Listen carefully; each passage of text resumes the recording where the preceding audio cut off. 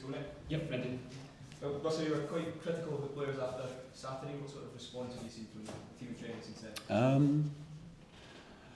I think I'm just always going to be honest with the players and the supporters, and I'm just not here to play any games really and be political and all that. I think I'm in a job that demands certain things, and when we fall short of that, there's just no point in hiding behind stuff. And you know, when the fundamental problem on Saturday was not knowledge, was not ability, it was attitude. So I think I wasn't emotional on Saturday. It's exactly what I said to the players. So the response has been good. You have to watch some clips in here in this room you sit in now, and I have to explain to them why, to make them understand what's expected and what's not going to be acceptable. And I think this football clubs and the supporters will demand certain things are not acceptable, and certain things they have to be shown every single minute you're on the pitch. And it's the same old stuff I've said from day one, which is fight, willingness to run, to help each other out. And it is hard, like to play for this club is not for everyone, it's not easy. So you have to be a really resilient and strong person. And the self-preservation stuff I spoke about happens throughout football. It's really difficult when you're having tough moments. You slip back into like trying to protect yourself, but actually that doesn't help.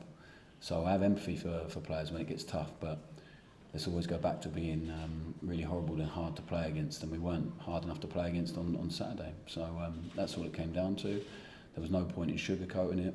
The players know what to expect. I'm really honest with them, and I was really honest with everyone else, and people can make what they want of it. We're 3 games in, we haven't been beaten in any of them games, but we have a lot to improve and work on. But the stuff to improve needs to be technical, tactical. The thing that sort of, while we're building and changing so much, and change can often be messy, the things that need to work on and stuff can't be mentality, it has to be all the rest of it, you know, the detail, the technical stuff, the tactical stuff, and we'll work on that together and we'll get better and develop. But let's build it on the basis of really strong mentality wherever we go. So that has to be the bottom line. Yeah, how difficult is that as a head coach to try and address an issue, as you say, in attitude or mentality? Because you want to make it all tactical, technical stuff, that's what you'd like to. No, I don't want to make it all technical, tactical. I want the team to be. But is that difficult for some person?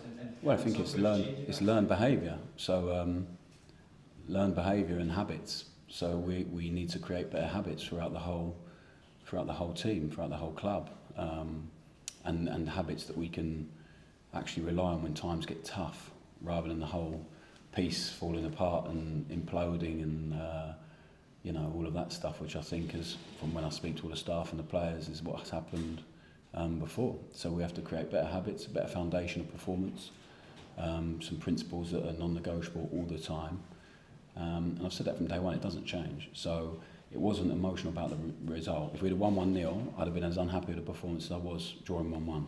If we'd have lost the game, I'd have been feeling exactly the same. So we are about performance and process that will lead to a good outcome. We're not going to be driven just by the outcome, but the performance wasn't good enough. And for reasons that shouldn't be reasons, if that makes sense. There's a lot of chat about it. Since then, Russell, I mean, people will say you've gone early with it, you know. Gone early with what? In terms of being so honest about it. But there's not a choice to be honest sometimes and then to sometimes not. That's how I feel in life in general, and in my job, and it's how I've been for 6 years with the players.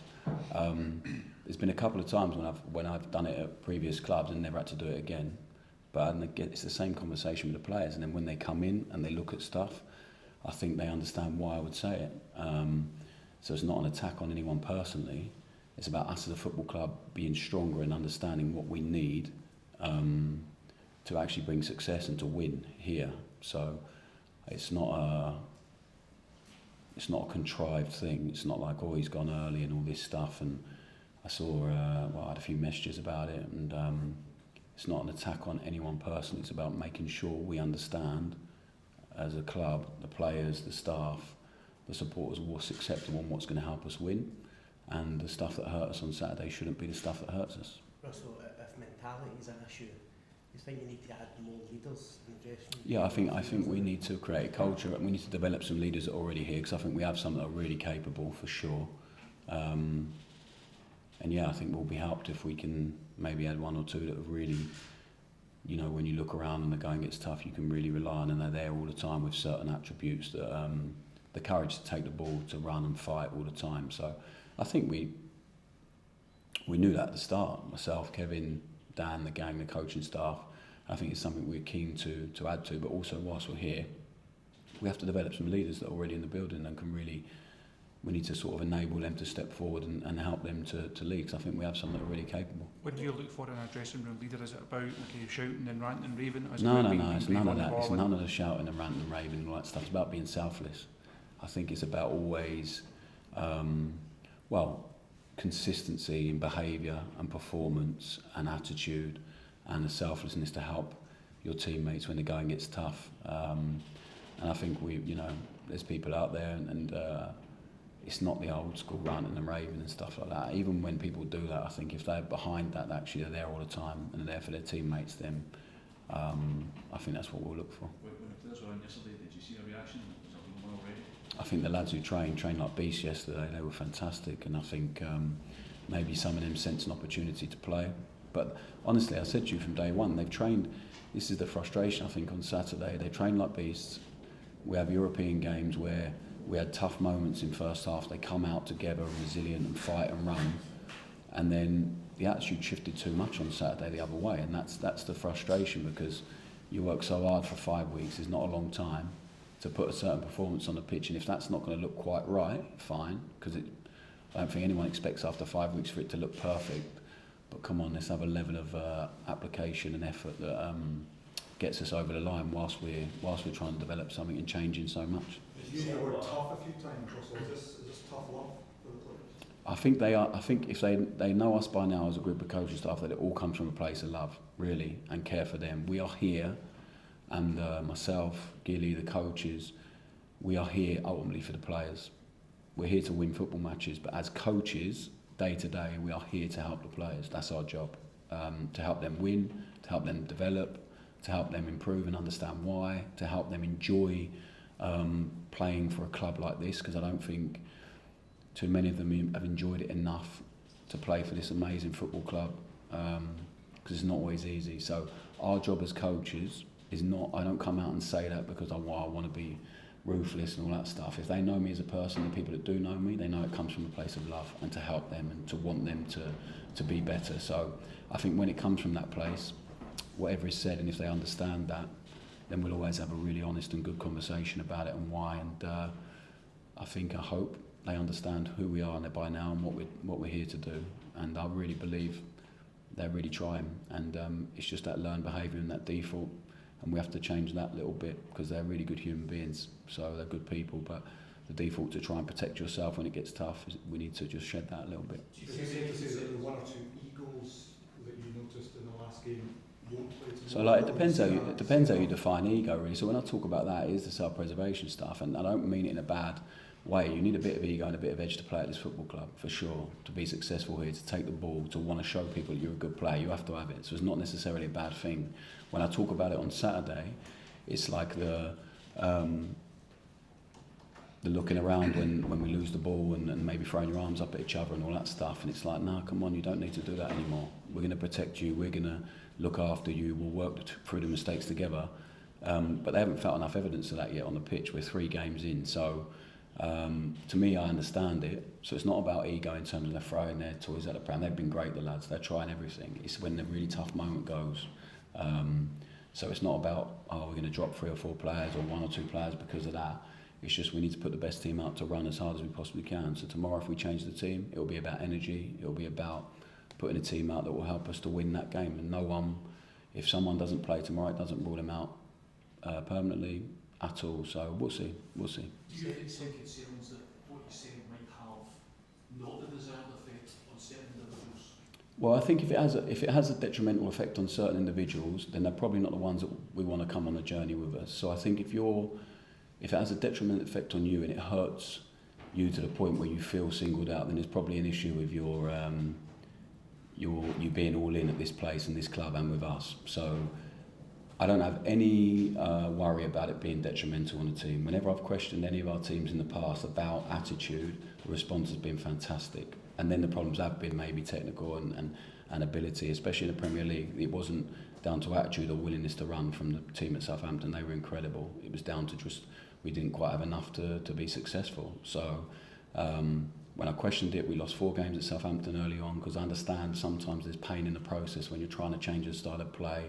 You're going into a club that is not in a really harmonious and brilliant place and achieving success, which is part of going in as a manager. You expect some of that.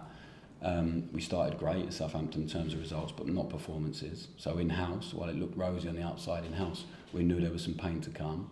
And then we lost 4 games. And it was I said to the guys, like, there are going to be some teething problems, but we've stopped running a little bit, because you forget that's and we went back to that, and the guys went 25 games unbeaten and we got promoted, and they were incredible. If we didn't have that period, I'm really convinced we would have got promoted automatically. But long term for the guys, we learnt a lot about them, the ones who really wanted to come on the journey and the ones maybe weren't quite all there. So I don't see it having a detrimental effect, because I've not said one thing in the dressing room and then come out and told you another thing. They've heard exactly what I've said to you guys in the dressing room. So I guess this is where you learn a lot about people, and I'm really comfortable with what I said, because I know where it comes from. It's not a concerted effort to out anyone or to try and be something we're not. We're here, we're going to be honest with everyone, and it's served us well so far, and I'm pretty sure it will serve us well again, and we'll be really successful. We just have to get through some teething problems. Last couple of guys, because we're on the clock a wee bit. He said the players who don't come with you will be left behind, quite rightly. But does that then become an issue if there are guys on big contracts, big wages, trying to get rid of them, trying to get them out the building? No, I don't think so. I don't think it's a case of like, we'll learn, we'll see. There's plenty of time before the end of the window. And I'm pretty sure all the players in here will want to be part of something. And if not, at the end of it, if they don't want to be here, we're not going to force anyone to be at the football club, and it's up to their agents to find the right deal for them and for us. So I don't have anything to do with that. My concentration is on the training pitch, in this room with the players, in my office with the players, to try and help them as much as we possibly can. You said must be some messages after the weekend there, did you? Guys telling you you shouldn't have done it? People No, not really, not really. I think I had a lot of messages from people who are associated with this club who were really supportive of it. So I think they understand when they've been in this building, and they understand what's required, and what hasn't quite been there over the last few seasons for whatever reason. So no, I think the people that know me, they understand I'm always going to come from a place of care, and not from a place of being angry or trying to send a message out to anyone. So and it really, ultimately, it doesn't, what the outside world think about it is not really my concern. It's what everyone in here thinks about it, the staff, the players, the people we're involved in day to day, and I think they understand where it comes from. you were a player that they strive to get to the top when you got in there. That's a kind way of saying I was rubbish. And, I only got there through mentality, yeah. Oh, I'm well aware I wasn't very good, don't worry. The point being though that, is that something that makes it, why you've got this attitude towards it, that you did have to work hard to get to where you got to? Is that something why you're kind of angered by guys or maybe not giving 100% at certain moments? I think, but I also understand not everyone is the same as me. So when I first started coaching, my frustration was sometimes, why can't, they do everything they can, but everyone is very different. So I achieved what I did in my career purely through hard work and being resilient. And then it wasn't talent at all. And I captained most of the teams I played for because I wanted to help people, and I wanted to work for the team. But I don't want a team of people. I'd much rather have some people way more talented than me and work a little less hard. But I just think it has to be a minimum requirement. As a footballer, you work so hard to get to somewhere like this, to play at a club like this. You have to have a level of talent and a level of resilience to find your way here. But then when you get here, you can't take your foot off the gas. The demands here are huge, and sometimes it weighs too heavy for people. But it's our job to make sure it doesn't, and it's our job to make it as easy as possible for them to be successful here. And that will come with the detail and understanding their position. But the level of attitude and effort has to be there all the time. That's what kind of challenge you expect in tomorrow night's match? This is the last one. The squad update as well. How close are Eggman and Asgard? Yeah, they won't be involved. They're getting closer, and the game's going to be tough. They're really, really powerful, really strong. play forward quickly, run forward quickly. It's a really different test to the Panathinaikos one. I think it's a really interesting, exciting one for us. So they have real strength in certain areas, but we have to try and turn the game, especially at Ibrox, into the game that we want. Move the ball quickly, better than we did the other day. But we have to really be up for the fight against these guys because they're really strong. They're together and they're a powerful team. So I'm looking forward to it. No, hopefully Olive will be in it. We'll see. Hopefully he'll be registered in time. But apart from that, no. Thanks, guys. Thank you. Thank you.